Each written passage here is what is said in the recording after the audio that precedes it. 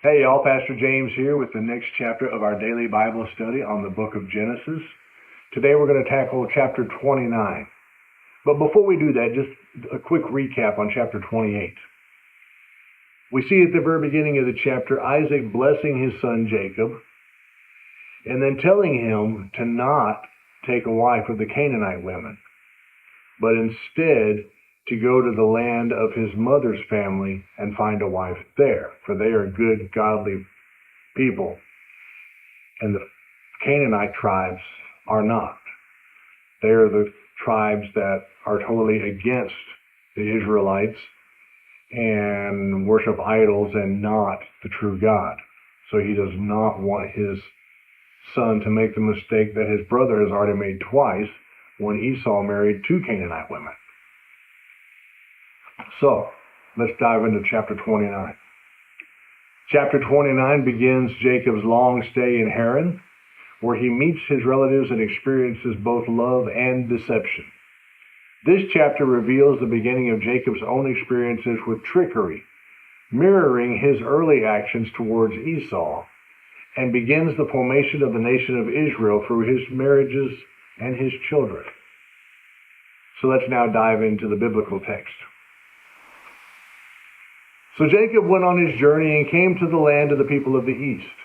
And he looked and saw a well in the field, and behold, there were 3 flocks of sheep lying by it, for out of that well they watered the flocks.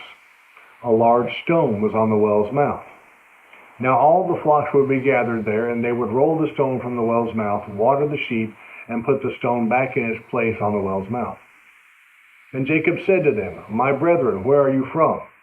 And they said, "We are from Haran."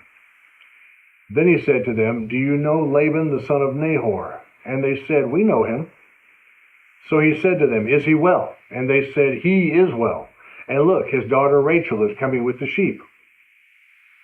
Then he said, "Look, it is still high day. It is not time for the cattle to be gathered together. Water the sheep and go and feed them." But they said, "We cannot until all the flocks are gathered together and they have rolled the stone from the well's mouth. Then we water the sheep." Now while he was still speaking with them, Rachel came with her father's sheep, for she was a shepherdess.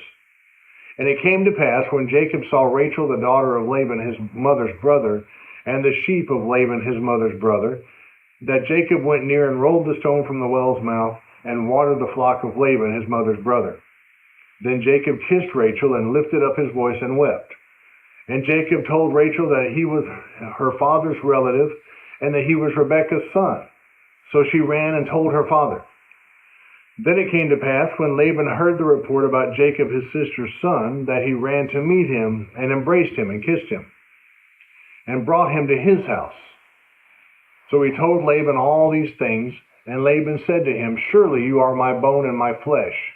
And he stayed with him for a month. Then Laban said to Jacob, "Because you are my relative, should you therefore serve me for nothing? Tell me, what should your wages be?" Now Laban had 2 daughters. The name of the elder was Leah, and the name of the younger was Rachel. Leah's eyes were delicate, but Rachel was beautiful of form and appearance. Now Jacob loved Rachel, so he said, "I will serve you 7 years for Rachel, your younger daughter." And Laban said, "It is better that I give her to you than that I should give her to another man. Stay with me." So Jacob served 7 years for Rachel, and they seemed only a few days to him because of the love he had for her. Then Jacob said to Laban, "Give me my wife, for my days are fulfilled, that I may go into her." And Laban gathered together all the men of the place and made a feast. Now it came to pass in the evening that he took Leah his daughter, and brought her to Jacob, and he went into her. And Laban gave his maid Zilpah to his daughter Leah as a maid. So it came to pass in the morning that, behold, it was Leah. And he said to Laban, "What is this you have done to me? Was it not for Rachel that I served you? Why then have you deceived me?" And Laban said, "It must not be done so in our country, to give you the younger before the firstborn. Fulfill her week, and we will give you this one also for the service which you will serve with me still another 7 years."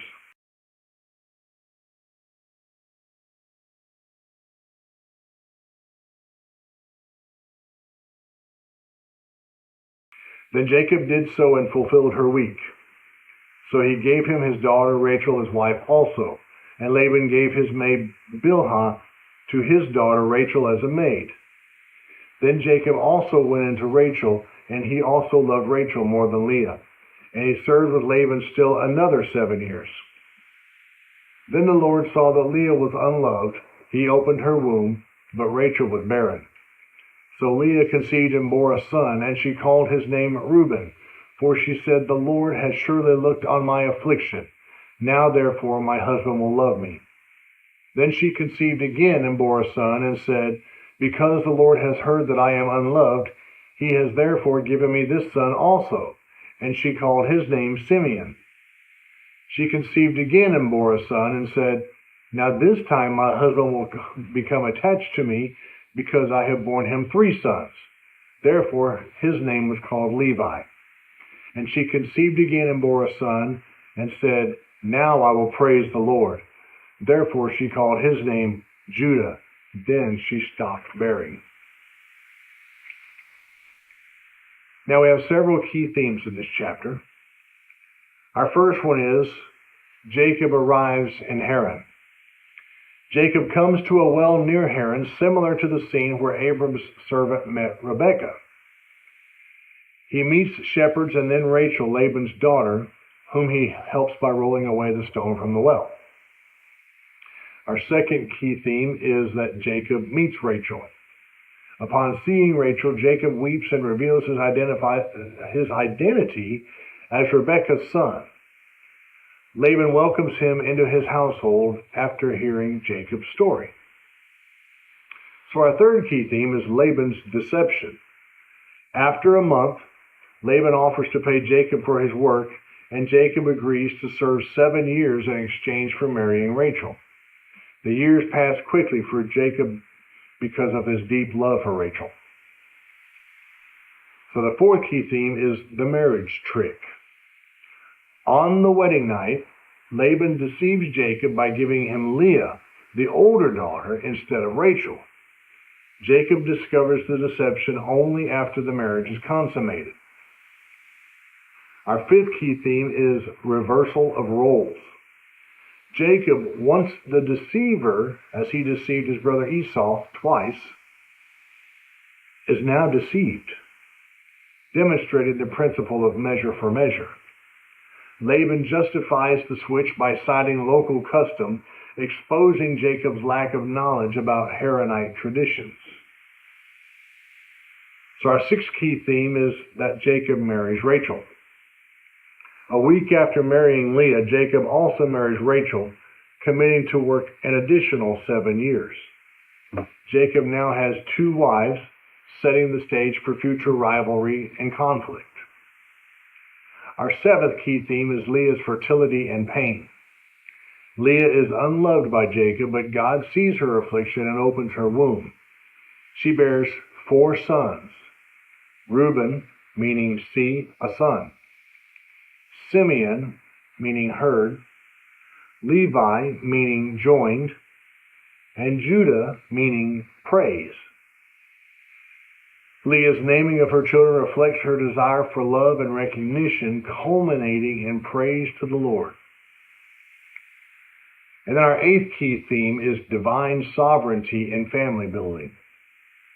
God begins forming the 12 tribes of Israel through imperfect family dynamics. Despite favoritism, rivalry, and deceit, God's purpose advances through human weakness. So, that's the end of chapter 29. I hope you liked it.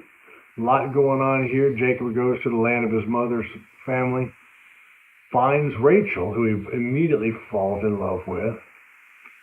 Laban deceives him and gives him Leah as his wife instead, after working for Rachel for 7 years.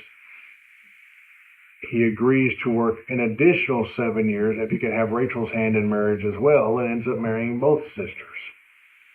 But he loves Rachel very much, and Leah becomes unfavored. So the Lord opens her womb, and she ends up giving Jacob 4 sons. And this is the first 4 of 12 sons that would become the 12 individual tribes of Israel. So a very, very important chapter here in the book of Genesis. I hope you liked it. Keep coming back for more.